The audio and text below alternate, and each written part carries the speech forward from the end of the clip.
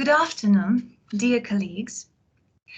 We are glad to welcome all of you on our 13th All-Russian Research and Methodological Conference called Current Issues in Modern Linguistics and the Humanities. Well, let me introduce myself. My name is Kazakova Irina Evgenievna, the University Lecturer at RUDN and the Chairwoman of this section. Our moderator and technical assistant today is Maria Churkanova. Please, Maria, show your video.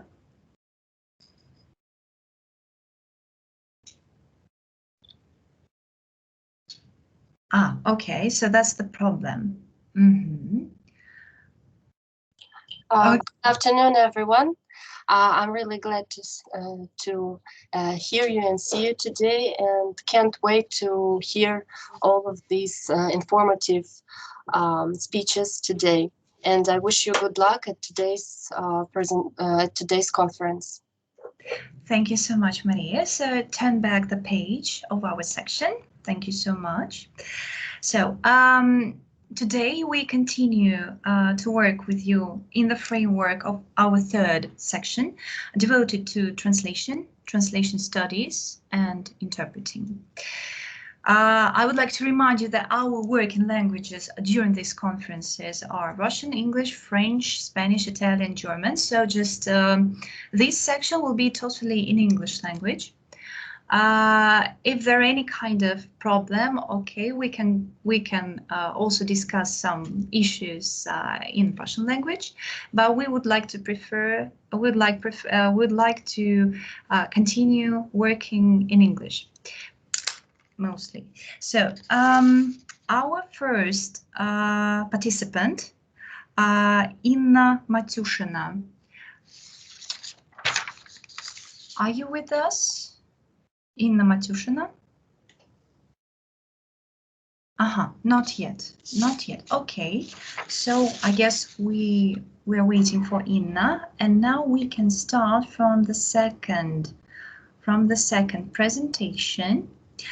The second presentation, Yelena Kakanova,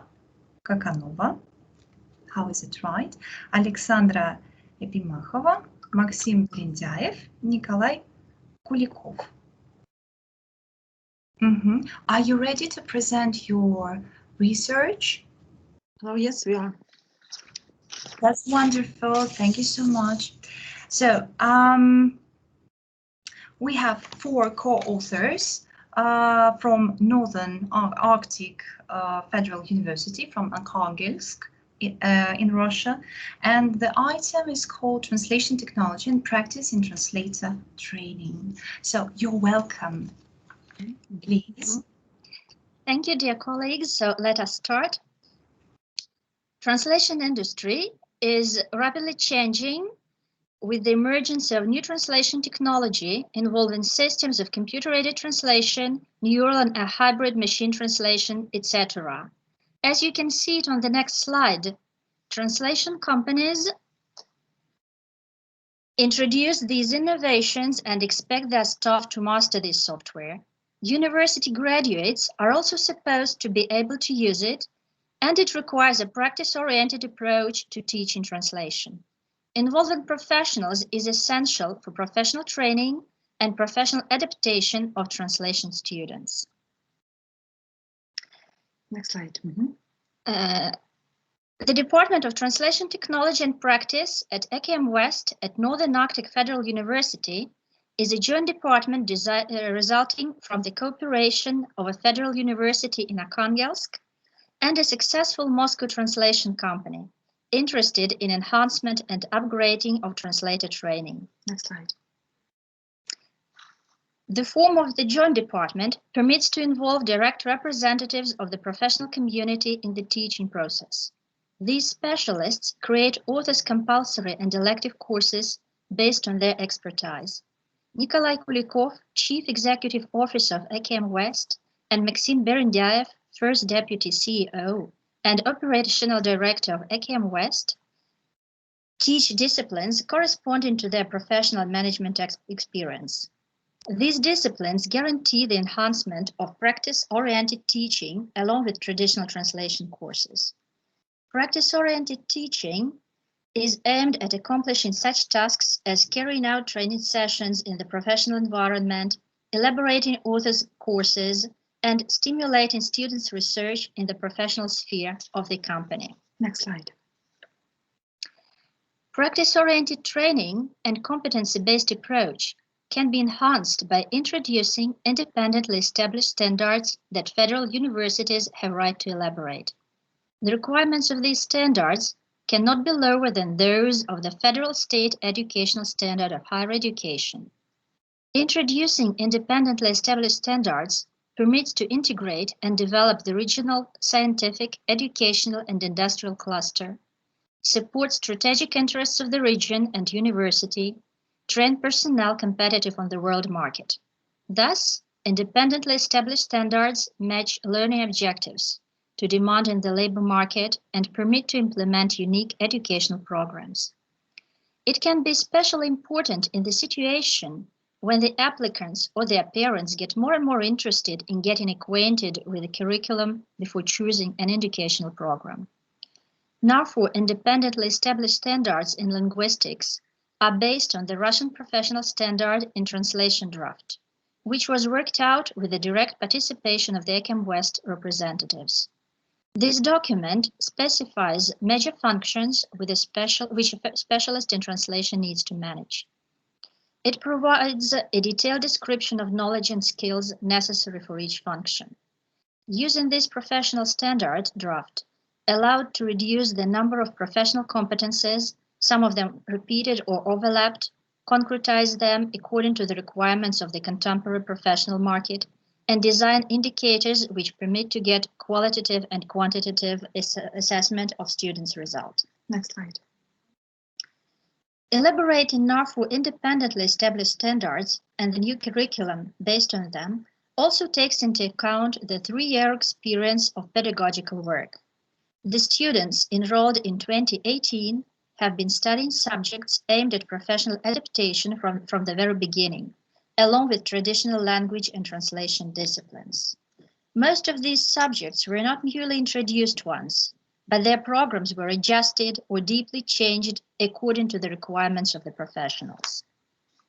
Such disciplines as information and communication technology in social studies and humanities, professional ethics, information technology in translation, or automated professional translation systems. Their content has been enriched by the experience of professionals. Students get information about recent trends in the translation market, as well as the newest translation technology and software. The project module includes such disciplines as Introduction to Project Activities in the 3rd term and project work. Introduction to Project Activities provides information about the structure of a translation project within a company. 2 projects in the 4th and 6th terms are aimed at direct translation group work, from receiving assignments, assigning roles in the team, to discussing the achieved goals and self-assessment. Project-based approach contributes to stimulating the independent work of students, increasing their motivation, developing teamwork, planning and goal setting, as well as the ability to present the obtained results. Students use the experience of project activity during the practical training for obtaining professional skills and experience. Next slide. The new curriculum has a special professional training module aimed at forming professional competencies. It includes, together with the traditional practical course of translation of the first foreign language and the second foreign language, a number of disciplines you can see on the slide. The Introduction to Profession course in the 2nd term is part of the Modern Trends in Social Sphere and Humanities module. Its purpose is to introduce students into the professional activities in translation and localization. Thus, first-year students discover the current state of the modern translation market, cost of translation services, employment, work within a translation project, etc. They study the future expectations for the translation industry, get acquainted with the requirements for translators. Russian language for translators helps improve speaking and writing skills taking into account translators' professional needs. The voice training and hygiene or introduction to mnemonics courses are also aimed at developing skills for translation or other interpreting. Modern technology in translation and localization is the discipline aimed at teaching the effective use of modern translation technology. Implementing translation tools is widely discussed in the context of teaching future translators.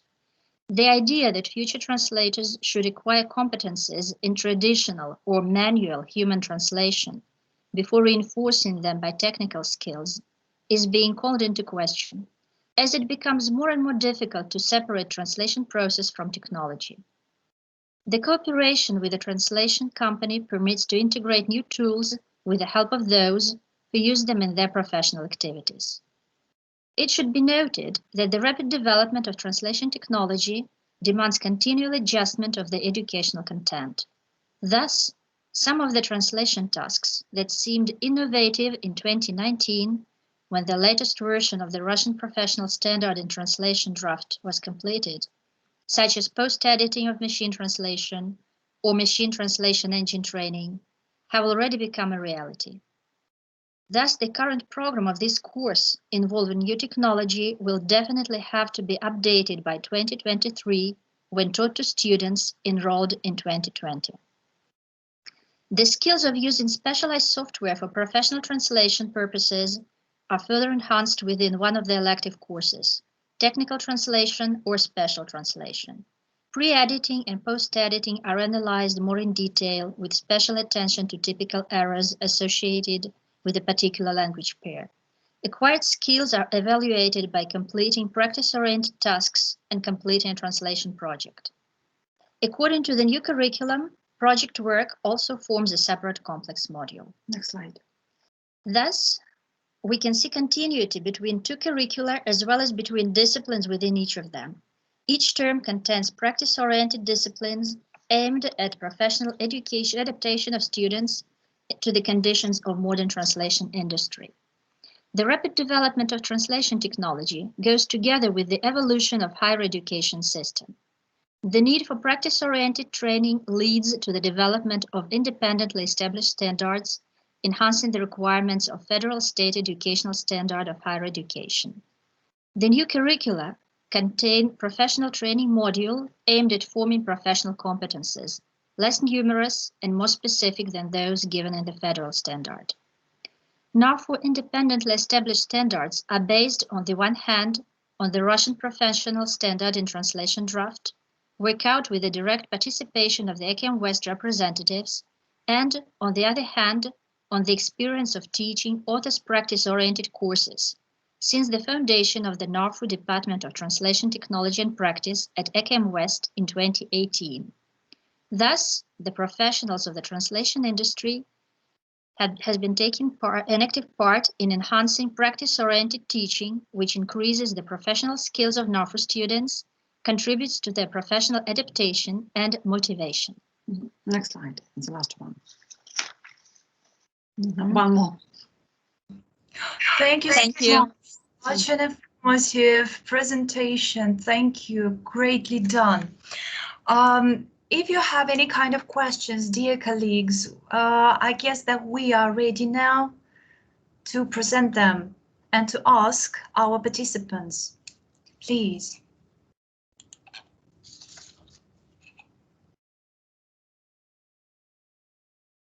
Okay, while we are waiting for the questions, let me also ask you, you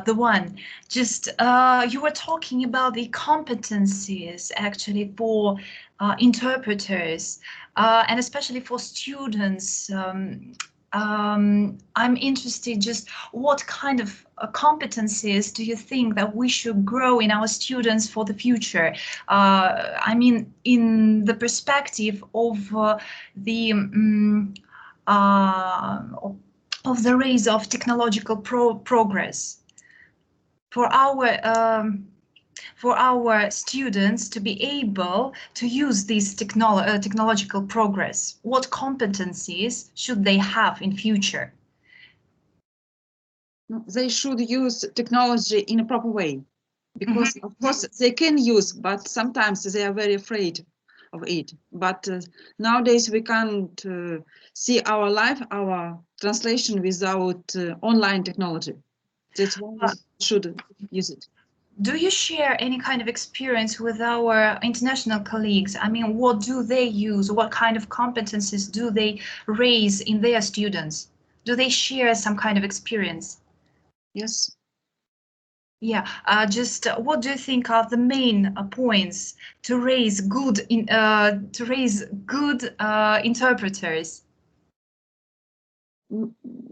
First of all, we deal mostly with translation, not interpreting. Mostly with the translation. And just what can be helpful to translate? I mean, just maybe some kind of special skills or software, just which you can recommend us also to use. No, first of all, we should teach our students to translate from scratch without using any technology. And then, of course, to teach them to use technology in the right way, because they usually just use machine translation without thinking, just copy and paste, but they don't see what they do. It's a great problem, because in the age of post editing, we should translate in a very quick way, and of course in a very good way, and it's a problem for our students. And is it possible to push them not to use these technological programs? It's very difficult. It's very difficult. It's our life. I see. Okay, so maybe we have some more questions. Let's see. Yelena is writing something. Just from my own experience, I can say that this is very difficult not to use, also just especially for translating some very difficult articles. And this program really can help us to use scientific language, because they give us some special terminology, which sometimes is very difficult to find.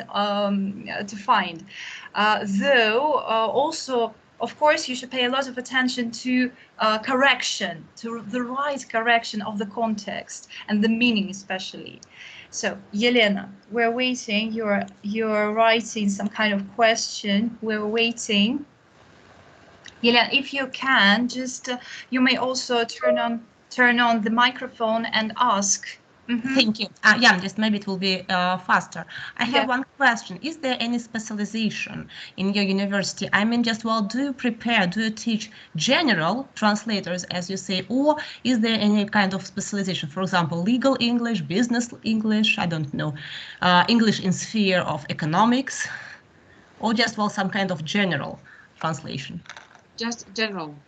But we have some disciplines in technical translation, economic translation, and judicial. Thank you. Do you plan somehow to involve some new directions of the translations?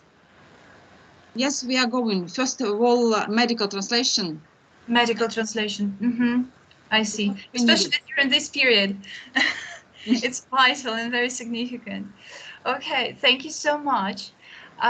So, if you don't have any kind of more questions, dear colleagues, so we may continue and we may go further. Thank you so much. It was very, very interesting. Thank you, dear colleagues. Okay, and just I would like to ask if Inna Matushin with us or still not. Inna, are you with us? No, I guess that I can't see her. So we continue. Ilya Snigirev. Ilya. Hello, dear colleagues. Hello, glad to hear you. Yes, I'm glad to see you too. Can I speak Russian? Of course, if it's more comfortable for you. So please, Maria, can you help us? Or would you like to present your item on your own? How it will be more comfortable for you? I can do it by myself. Okay, as you wish. Just.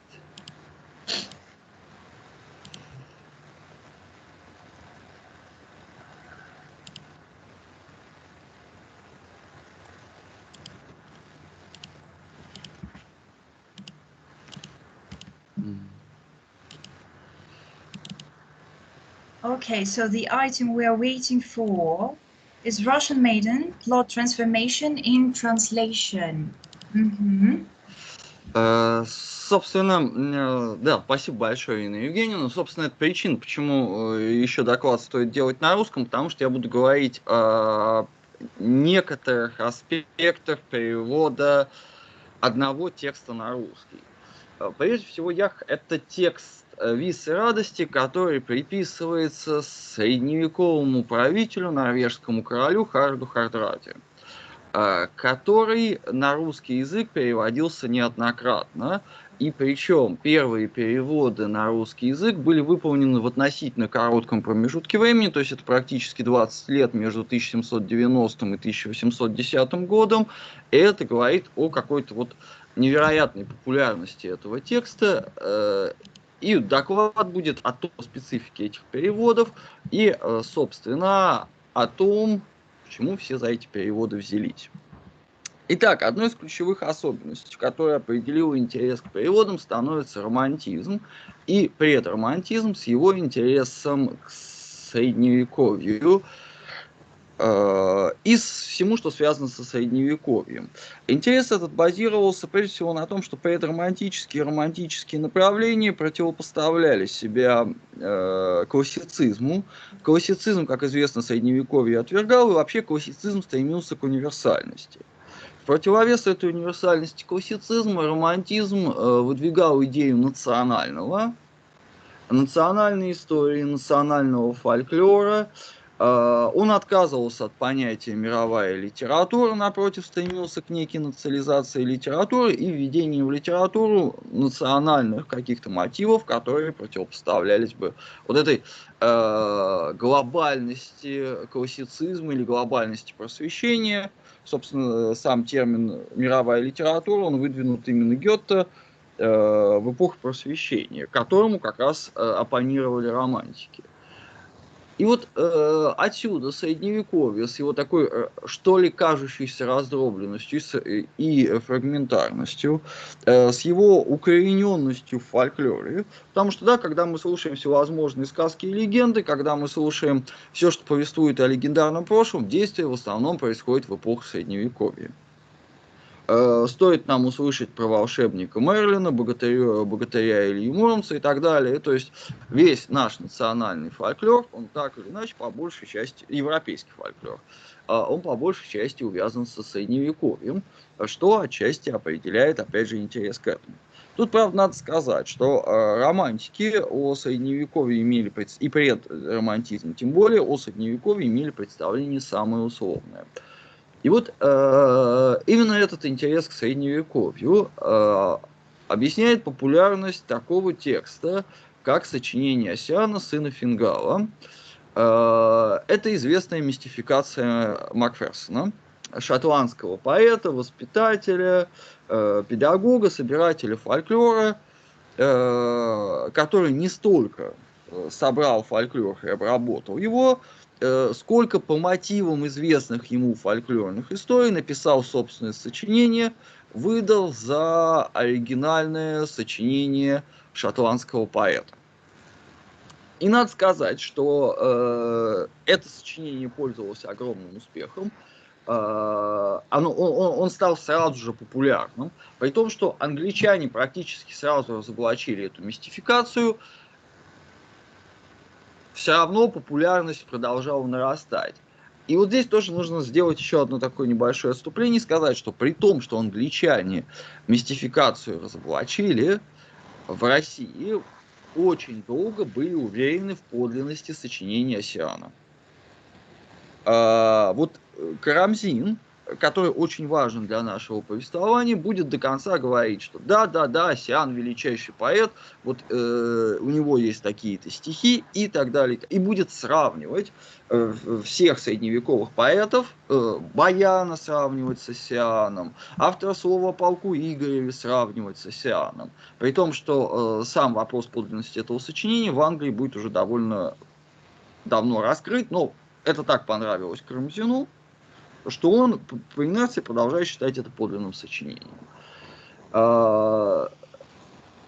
И следующий такой текст, тоже завязанный на Средневековье, или показывающий интерес романтиков к Средневековью, это роман незаконченный Генрих фон Офтердинген, который повествует о средневековом поэте. Это тоже очень важно, что в случае с Оссианом, что в случае с Генрихом фон Офтердингеном, героем вот этих романтических и предромантических сочинений становится не просто некий средневековый рыцарь, но становится как бы поэт, который духовный брат романтиков, и который им интересен. И вот Генрих фон Офтердинген, немецкий поэт, о котором мы мало что знаем, кроме его имени, он становится героем Навалиса, и этот же роман прекрасно нам показывает, насколько романтики имели условное представление о Средневековье, потому что если вы начнете читать этот роман, а вероятно многие здесь уже читали этот роман, вы там, по сути дела, не найдете конкретных примет Средневековья. И вот это все показывает интерес к Средневековью.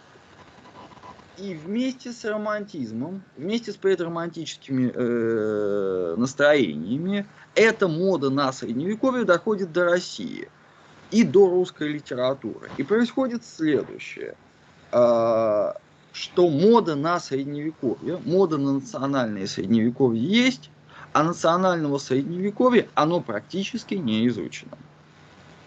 Слово о полку Игореве вот будет найдено как раз в тот промежуток времени, который я описываю. Известно задонщина, но не за пределом круга. Карамзин еще только-только будет писать свою историю государства российского, то есть само русское средневековье представляется весьма-весьма условно.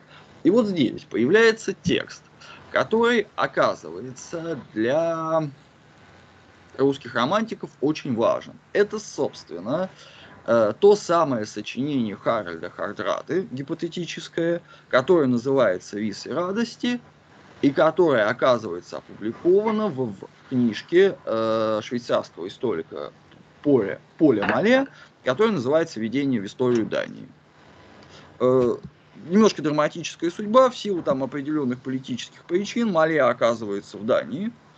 Он интересуется местной скандинавской историей, он читает саги, и он становится специалистом по скандинавской истории. И в числе прочего он изучает скандинавскую литературу. И он включает вот этот текст, написанный королем Харальдом Хардрадой, или, вероятно, написанный королем Харальдом Хардрадой «Висы радости», он включает в свою книгу по истории Дании. В 1785 году книжка будет переведена на русский, и в этой же книжке дан будет подстрочный перевод этого текста. И практически сразу этот текст начинает переводить все остальные, он становится популярным. Почему, собственно, этот текст становится таким популярным в России? Связано это с драматической судьбой Харальда Хардрады. Вот перед вами фрагмент гобелена, изображающего подвиги Харальда Хардрады. Дело в том, что, будучи изгнан из Норвегии после смерти своего отца в сражении, Харальд Хардрада направляется в Киев, где какое-то время служит при дворе Ярослава Мудрого. И потом он влюбляется в дочь Ярослава Мудрого, Елизавету, или, как называют ее саги, Элислейв. Дальше он отправляется в Константинополь, совершает множество подвигов на службе у кесаря Константинопольского, При этом он вспоминает Елизавету, возвращается в Киев, и по дороге в Киев, как гласит легенда, он произносит вот эти самые виссы радости, где каждая строфа повествует о его подвиге и заканчивается воспоминанием о русской деве. Там по-разному. В оригинале, не в тексте Мале, если брать академические переводы исходного скандинавского текста, там везде упоминается кёнинг с обозначением женщины. И можно перевести, ну, примерно так, там, в каком-то от наны ниток, кёнинг для обозначения женщины, от наны ниток несть мне вестей с Руси. Каждый раз он, и каждую строфу он заканчивает этим. Мале изрядно романтизирует эту историю. Ну и понятно, что русские поэты не могут пройти мимо истории сурового скандинавского викинга, который влюблен в русскую красавицу. То есть эта история ни одного русского поэта оставить, особенно с учетом дефицита представления о средневековье. Тут у нас есть средневековый викинг, тут у нас есть средневековая красавица русская, тут у нас есть любовь к ней, тут есть даже его поэтическое творчество. То есть он становится как бы практически идеальным героем, который не может не привлечь русских переводчиков. Прозаическую версию этой истории дает Карамзин в своей истории государства российского. Он совсем кратко описывает этот сюжет в основной части текста, но потом подробно расписывает в комментариях, где пишет он следующее. Будучи не только герой, но и стихотворец, Гарольд в своих походах сочинил 16 песен, из коих всякое заключалось воспоминанием о любезной дочери Ярославны, например. И вот, собственно, пример, который я вынес на слайд. Мы видели берега Сицилии, плавая на быстрых кораблях, искали славы для того, чтобы смелые подвиги воинские, лучшие бездействия и чтобы сослужить любовь русской красавицы. Это подстрочный перевод, опять же, не с оригинала скандинавского текста, а с текста Мале. И Карамзин комментирует его следующим образом. Мне очень нравится этот комментарий. Елизавета не презирала его, он следовал единственному обыкновению тогдашних внешних рыцарей, которые всегда жаловались на мнимую жестокость своих любовниц. То есть, суровый король Гарольд Хардрада, прозвище переводится по-разному. Хардрада, вот вроде бы, как если смотреть по словарю, то это будет и смелый, и суровый. То есть, это ни одно из слов полностью не отражает значение его прозвища. В общем, суровый скандинавский король превращается в нежного рыцаря, который упрекает свою возлюбленную в ее холодности. В построчном переводе Карамзина. Но нам, естественно, интересны поэтические переводы. Еще до выхода поэтического перевода Карамзина этот текст привлекает внимание поэтов Львовско-Державинского круга, которые пытаются осуществить некую русификацию текста. Вот Львов дает свой перевод, называет он его «Песнь норвежского витязя Гарольда Храброго». Обратите внимание, что викинг здесь превращается, Гарольд получает обозначение «витязь», которое кажется Львову очень русским. На самом деле «витязь» не русское слово, оно довольно позднее заимствование. Это опять же показывает степень примерно представления о средневековье. «Витязь» — это заимствование примерно 15-16 века. И вот посмотрите, как эту историю, да, как эту историю излагал я, видели, как эту историю излагал Карамзин, что получается у Львова. «Но чего мужик боится, я зато взялся. Корабли водить меж камней по синему морю, от жилой страны далеко по чужим водам, а меня ни во что ставит девка русская».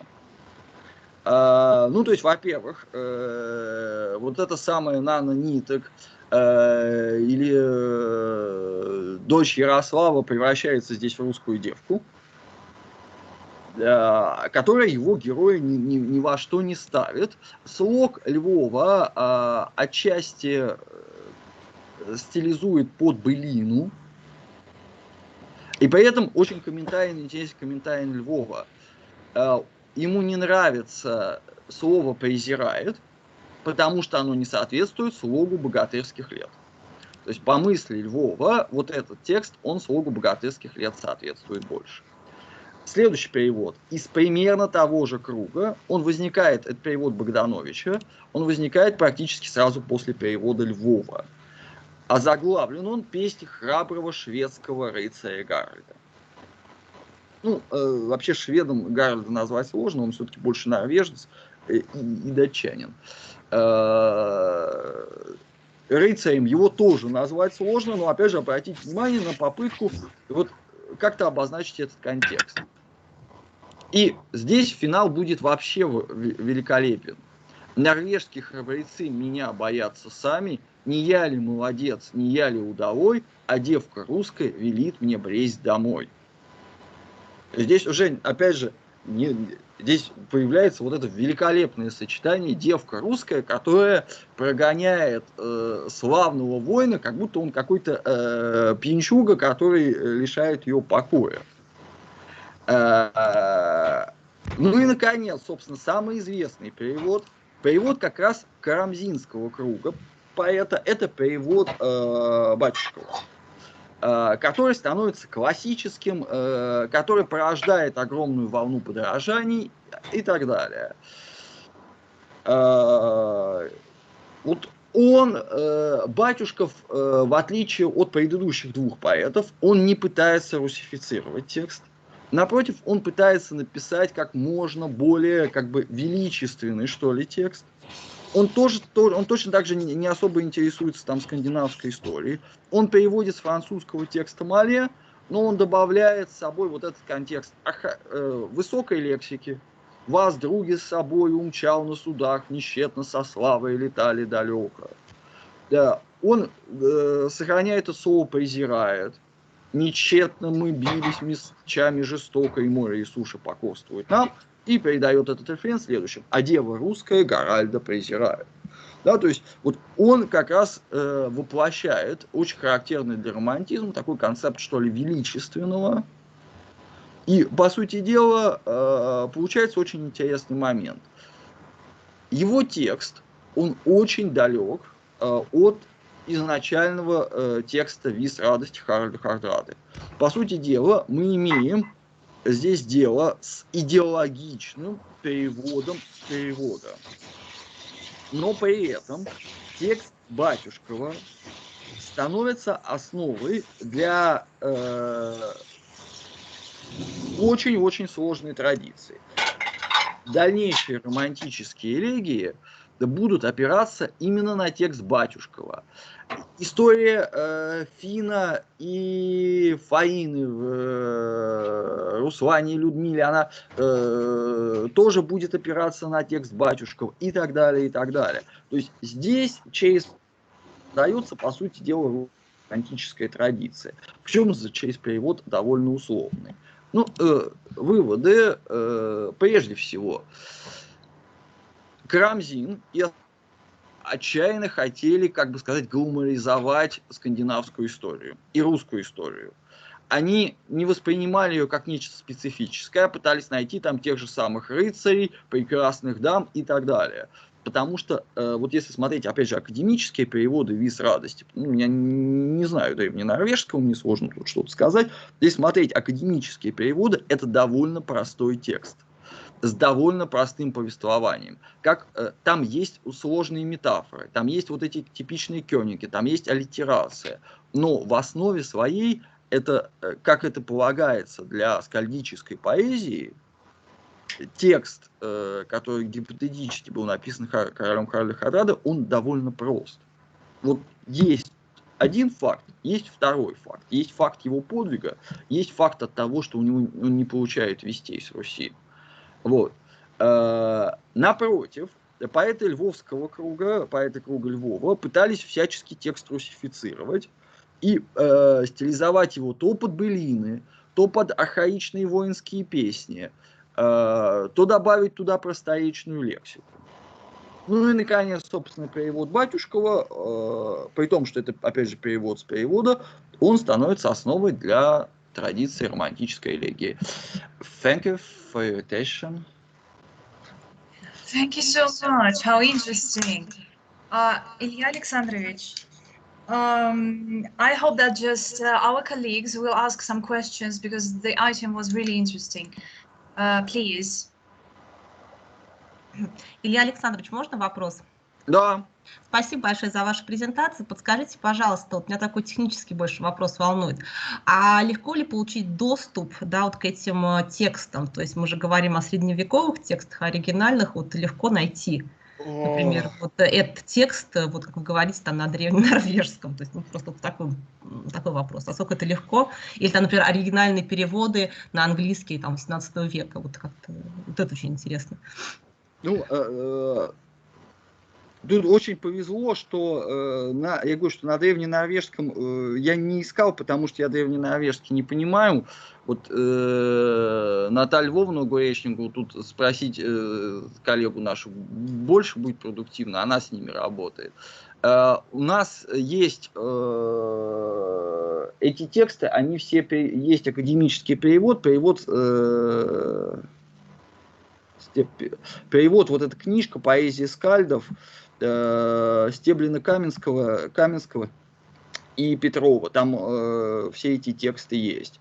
Вот на деле иногда наш текст. А тексты нашего 18 века, они все есть, они доступны. Вот сложно найти ту самую историю Дании в русском переводе. Вот к ней сложно перейти, получить доступ, она есть только в РГБ. Тогда у меня вот следующий вопрос еще с этим тоже связанный. А вот, может быть, вы дадите именно какой-то совет, как именно, ну, может быть, методологически, да, или вот определенный подход именно к переводам исторических текстов, потому что есть определенная специфика все-таки эпохи, да, определенная лексика, которую сейчас в нынешних словарях мы можем не найти, да, соответственно, это получается, что нужно обращаться к словарям, которые ближе к той эпохе. Ну, тут есть немножко, как мне кажется, такие разные вещи, что это для какой цели предназначен перевод, что для меня очень большой вопрос, конечно, спасибо, очень интересный, он очень сложный. Да, ну, к словарям той эпохи. Вот в чем проблема? В том, что если переводить, там, скажем, вот английские тексты 16-17 века, то там один язык, а у нас в это время язык совсем другой. И если мы будем переводить английские тексты 16-17 века на русский язык 16-17 века, то получится текст, который не будет понятен хоть кому-то, кроме там ряда специалистов. И тогда возникает вопрос смысла перевода. Кажется, что нужно вот здесь всегда есть какой-то баланс, который переводчик должен выдерживать. То есть между явлениями стилизации, добавлением вот какой-то архаичности, устаревшего слога и так далее, и между тем, чтобы перевод все-таки оставался переводом, то есть он был понятен читателю. Ну и потом действительно переводчик должен хорошо знать эпоху, потому что вот в тех, как раз, чем мне интереснее эти случаи, по сути дела, переводчики не знали эпоху, они ее скорее воображали, каждый воображал по-своему. Вы планируете как-то дальше развивать это исследование, эту тему? Может быть, какие-то еще произведения рассматривать? Да. Я, в общем, в целом, следующий сюжет. Я здесь брал переводчиков, которые работали в конце 18-го, начале 19 века, а в следующий момент я собираюсь взять Алексея Константиновича Толстого, который не столько переводил, сколько переписал. То есть он дописал этому тексту финал еще там в переводе. И вот следующий момент, который я собираюсь рассмотреть. Прекрасно. Мы ждем ваших следующих статей. С удовольствием проникнемся вашей тематикой. Thank you so much. It was really thought-provoking. Thank you. Maybe there are some more questions.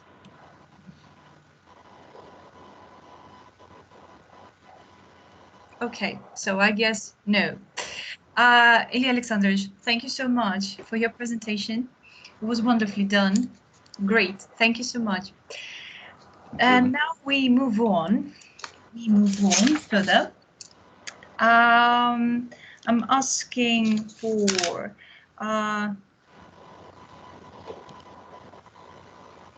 Alla Sokolova. Alla Sokolova. Do we have Alla Sokolova?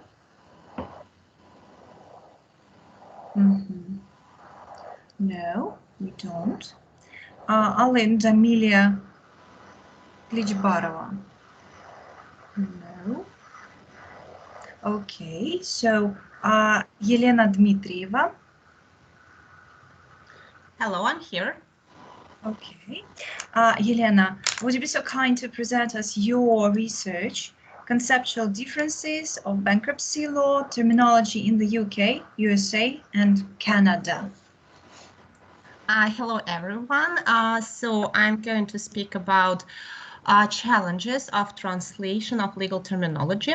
If we speak about different variants, national variants of the English language. Unfortunately, I can't demonstrate my presentation because we have. Right. Give me a second. Okay. So.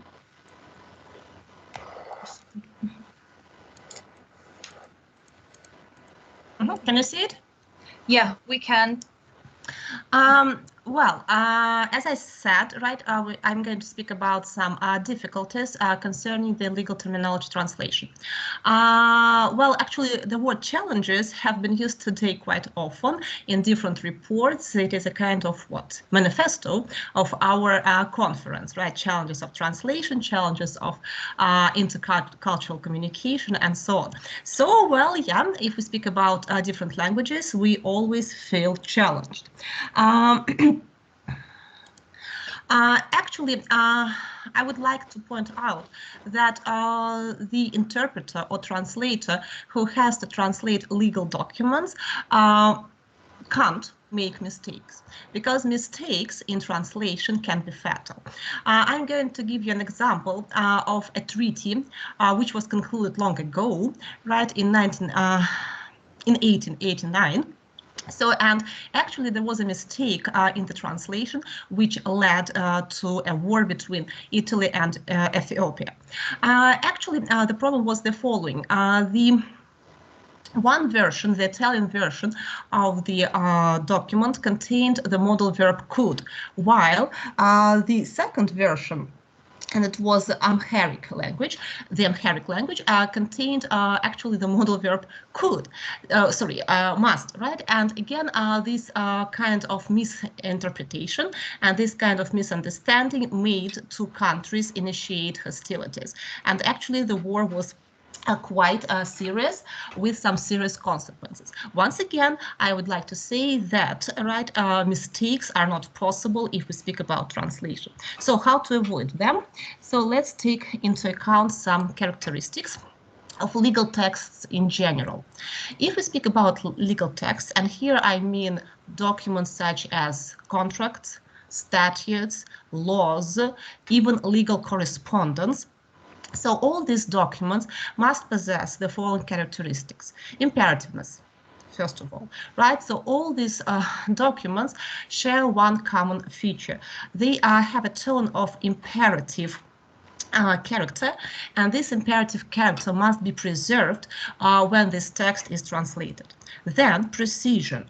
What do I mean by precision? Well, actually, when we translate some text, especially terminology, the translation must be exact, right? So it must not allow any kind of vagueness or ambiguity.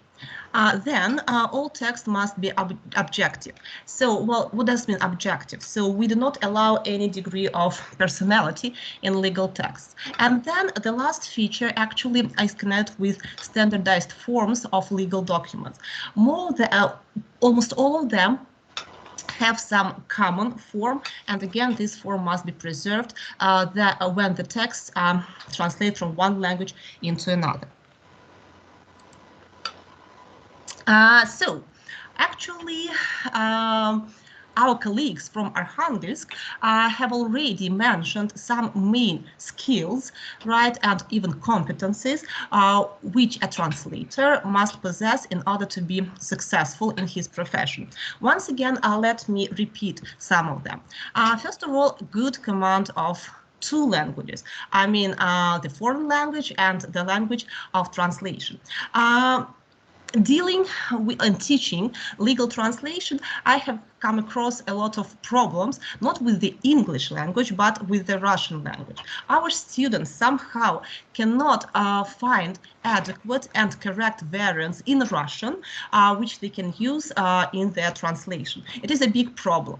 The second skill which the translators must possess is, of course, translation skills and techniques. So what do we mean here? Now, when we live in the era of machine translation, so this long translation is accessible, and actually everyone can use Google, Yandex Translate, and get more or less nice texts, right? But the translators must possess some special techniques, right? So just to make some transformations which are not possible for some kind of software.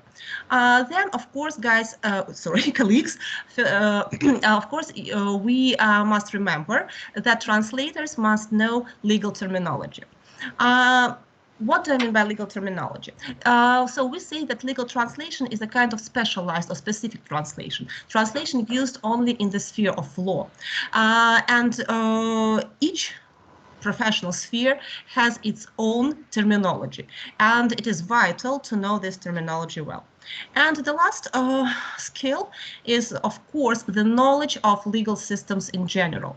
When we speak about the Russian Federation and the United Kingdom or the United States or Canada, we have to remember that these countries have different legal systems. For example, in Russia we have a continental legal system, and in the United Kingdom, right, for example, we have common law system. And of course, this difference in legal systems lead to some differences and sometimes even vital differences in legal language itself. So, in my presentation, I would like to focus on legal terminology, right, and legal terms and the ways of translating legal terms, and also some problems, right, which we face when we translate this kind of constructions. First of all, we should mention polysemy. So we say that legal terms are polysemantic. What it means, and here, guys, here I mean only polysemy of legal terms themselves. We don't take into account general legal, general English variants. One legal term may have different meanings if it is used, for example, in different spheres of law. For example, the word trustee, right, in English may be translated as доверительный управляющий if we speak about trust law, or it can be translated as директор корпорации if we speak about corporate law. The second feature of legal terminology is nominative detailing. It means that concepts which are used both in Russian and English may have different semantic fields. For example, right, if we speak about word bankruptcy, right, so in Russian, it may include неплатежеспособность и банкротство. But, for example, if we speak about the British variant, right, this term includes only банкротство физического лица. So, and again, this disparity must be remembered, right, and taken into account. The third peculiarity is lacunae, right, and again, these are the concepts which are not present in one language while they are present in the other language. And again, this aspect is one of the most difficult aspects because the translator should coin his own variant, right? Here, he or she must think, take into account a lot of factors, and invent his or her own translation. And then we have also to remember that if we speak about different variants of Englishes, as they say now, one word, one legal term can be understood differently depending on what kind of variant we have in mind. Well, if we speak about bankruptcy terminology, right, or terminology in the sphere of bankruptcy. So what do I mean by polysemy? So, for example, the word administration, right, can be translated, well, here I have only 6 examples, but actually it can be translated in different ways. Well, as far as I know, just almost 20 variants can be found in some dictionaries. But if we speak about bankruptcy law, right, bankruptcy law, we have to remember that administration of bankruptcy estate can be translated as реализация имущества должника. So it means the process when the trustee starts selling bankrupt assets in order to pay off the creditors. When we speak about polysemy, the translator, when he or she has to translate this or that term, should rely on the context. The context, whether it is narrow, whether it is broad, or even whether it is non-linguistic context, is the vital factor when we translate polysemantic terms. So, nominative detailing. Again, we take into account one of the examples from bankruptcy law. So, for example, bankruptcy proceedings as a term in English implies a long process which includes the filing of the lawsuit in the court, the process of selling the assets, and again the discharge of the debts. And if we translate this phrase in Russian as процедура банкротства, again, in this case, we won't be able to transfer the full meaning of this phrase. That's why when we deal with such terms, we have to specify them in the Russian language. For example, right, so again, taking into account this phrase bankruptcy proceedings, we can translate it, for example, as полная процедура подачи иска о банкротстве, something like that. When we speak about lacunae, one example which I want to share with you is the following. If we speak about the United States, they have such a phrase, to file Chapter 7. If we use a long translation, and for example, if we try to use Google to translate the phrase, we will have some kind of strange variant. It will be what? Подать главу 7. But actually, it means, right, so to file a petition for the liquidation of a corporate,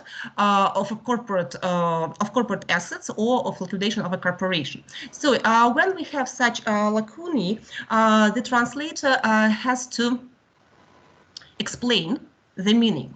Otherwise, the person who perceives or who reads the text won't be able to understand what it means. And the last feature, right, so, well, the main feature of the main aspect of my article is actually national variants of the English language. And here I have some examples, right, for the term, one term, but in different variants it is expressed in different ways. And again, it can create some kind of confusion, and translators must be really attentive when they translate such phrases, especially if they translate it from Russian into English, right? For example, bankruptcy trustee, it is the American variant, right? Insolvency practitioner, the British one. And the longest, right, licensed insolvency trustee is the Canadian. In Russian, it will be what конкурсный управляющий. So again, what should a translator do? The only variant is what to specify the country. For example, конкурсный управляющий в Канаде or конкурсный управляющий в Британии. Again, so different variants of bankruptcy, right? Company voluntary arrangement, British variant, and so on. And again, when we speak about the translation, so here we have to specify it. Реструктуризация долга в Америке, да? Otherwise it will be just not clear. And so on. Well, to sum up, I would like to say that legal translation is really hard and challenging, and a lot of factors should be taken into account when we have to present adequate and qualified translation. Thank you very much for your attention.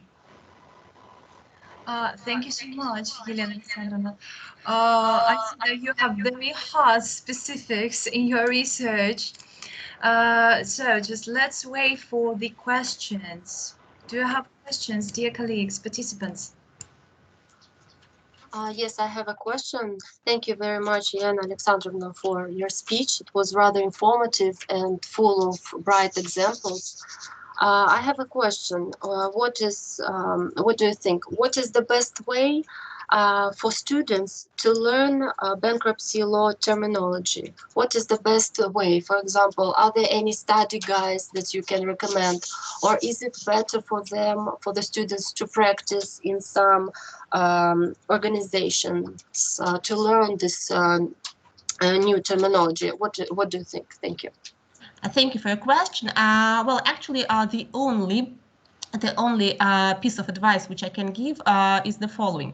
The best way to understand the differences, right, in terminology is the following: to study the legal documents. I mean, just some legislation which was enacted, for example, in the United States.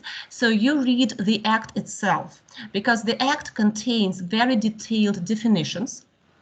And by reading the definitions, you can understand all the peculiarities of this or that term, right? For example, in American English, they don't use the word insolvency as a term, as a legal term. And if you have a look at the document, you will see that this word is not used at all. And you will remember that in America, insolvency is not used as a legal term. So, well, to consult legal documents, well, it is the obligatory thing anyone who is specialized in legal translation should do. So you always need to compare the text from different countries. Yeah, absolutely. Just two normative acts, right? Just while you read one and then you read the other, and you just draw some conclusions. And I also have a question. Thank you. But what do you think about practice? Can students find some more terminology while practicing in the organization? Can they find out some new words while working in the law sphere? Well, of course, practice is the best way to master your skills. But unfortunately now we are somehow limited in our practice, I mean in our communication practice, because, you know, due to the sanction regimes, we don't have many contacts with, for example, American firms, British firms, and of course, this kind of restriction may impair our again just our skills, right? And of course practice is the best one, the best variant, but somehow now it is not available fully. But still maybe on some kind of platforms, internet platforms, I mean, just you may continue to work with these items, right? Yeah. Okay, so do we have some more questions, please?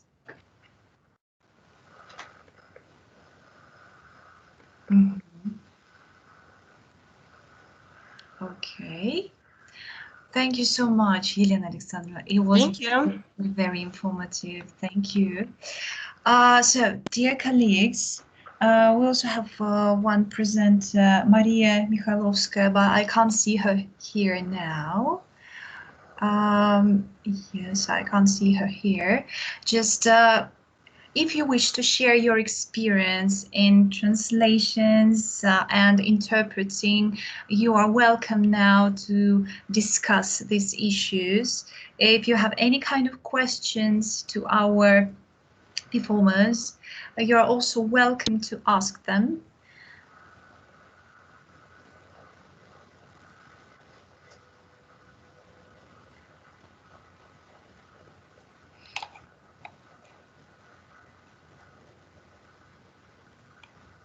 Okay, then otherwise I would thank you all for coming and for visiting this section. As far as just we don't have any more performers just right now, you may follow and you may go, you may visit another section, another track. And just thank you so much for being with us today. Thank you. Thank you. Thank you. Thank you.